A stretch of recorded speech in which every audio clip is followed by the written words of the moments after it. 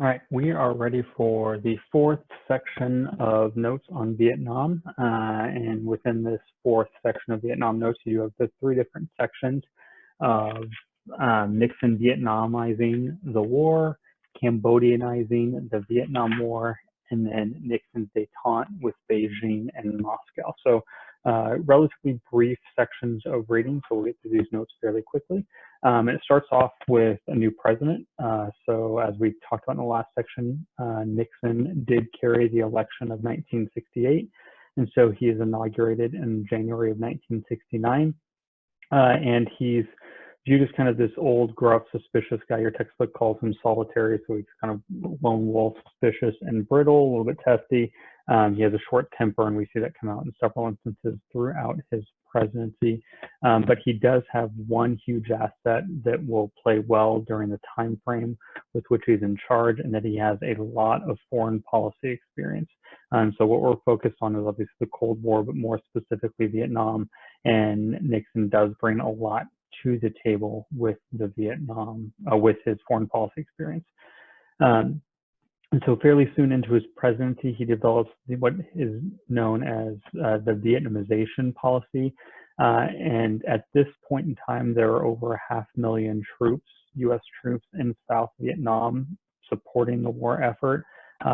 Nixon slowly wants to start to turn control of the war back over to South Vietnam, but we're not just up and leaving. We're going to do this kind of gradually. So with the U.S.'s monies, weapons, training, and advice, they will then gradually start to take over the fighting, and the Vietnam War will again be a war between North and South Vietnam, and not one where the United States is just solely propping up South Vietnam.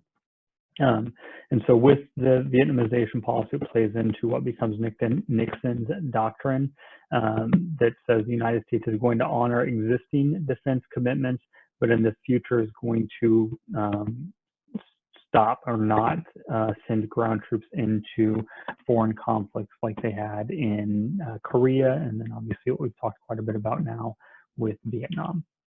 So these next couple slides you don't need to write, it's just kind of forwarding and advancing the story. So by January of 1970, so a year into Nixon's presidency, the Vietnam conflict becomes the longest in U.S. history. We've been interacting or talking about Vietnam for over 15 years at this point. And you'd had 40,000 troops killed, U.S. troops killed, and over 250,000 wounded. And so in terms of body count, it was the third most costly foreign war in the nation's history at that point, only being surpassed by the Civil War and World War II. And it had become so unpopular. We've outlined this in the last section about how the American public was not behind it, the world was not behind it. Members of the administration, the Johnson administration, were behind it, Congress, and now at this point you even have troops in Vietnam who are against the war, and in large part that's because they're the most underprivileged members of society who are being forced to fight in Vietnam. If you were in college, you were exempt from the draft. Well, in the 1970s, 60s, and 70s, who went to college, it was those with money. So you had a disproportionate amount of minorities fighting in Vietnam. And so they represented the highest amount of combat fatalities as well. And so this is going on at the same time you have the civil rights movement taking place in the United States. And so African Americans are fighting for basic civil liberties and rights in the United States. And there's obviously been opposition to that, yet they're dying at a disproportionate rate in Vietnam. And so it's just the fighting that's taking place is harsh. There's mental warfare that takes place because as soldiers are going through the jungles, they have to be on constant alert, and that wears on someone when you can't ever let your guard down. This leads to a lot of drug abuse in Vietnam. There's a lot of heroin use in Vietnam. And ultimately this leads to mutiny. So soldiers just up and leaving or fighting against their own troops, which is what the bottom bullet point talks about. With morale plummeting, some soldiers were rumored to be fragging, which means throwing a grenade at their own officers, because they didn't want to fight, they didn't want to be there. You also had violence against civilians, Vietnamese civilians, and so the My Lai massacre is the most well-known of that. And so this was, there's a lot of story behind this, but the quick bullet points are that U.S. troops went into a village, clearly that was inhabited by civilians, set fire to huts. There were cases of rape and lots of cases of murder of women and children. And so this only increased the domestic disgust with the war, and Americans wanted to end this conflict. Nixon, however, actually widened the conflict without congressional consent by attacking neighboring Cambodia. And so if you can picture Vietnam from our last section of notes, with being this narrow strip of land, the North Vietnamese were using neighboring Cambodia and the Ho Chi Minh Trail to get supplies and troops from North Vietnam to South Vietnam. And so Nixon, without congressional approval, started to bomb within Cambodia, who was neutral. And so Congress has an issue with this when this comes out in the public. College campuses erupt.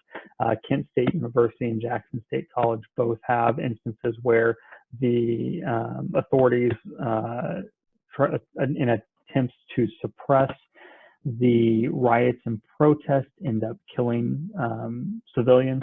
And so you've got that only increasing the anger amongst the population against the conflict. And so the Cambodia campaign was so unpopular that Nixon did withdraw troops after only 2 months, although we'll come back to that because he continues bombing Cambodia from the air. And so in reaction to this public uprising, the government does make some changes. And so the draft calls, your eligibility to be drafted goes from 8 years to 1 year.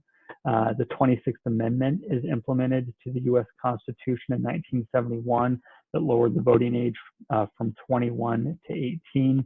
And this is the whole idea: if at the age of 18 you are able to die for your country, with being forced into a draft, shouldn't you have a say-so in the government that is conducting that draft? And so the 26th Amendment was kind of a no-brainer from that standpoint. The final section was shifting gears a little bit, but takes Nixon's foreign policy experience and puts it on display. So Nixon's détente with Beijing in China and then Moscow in the Soviet Union.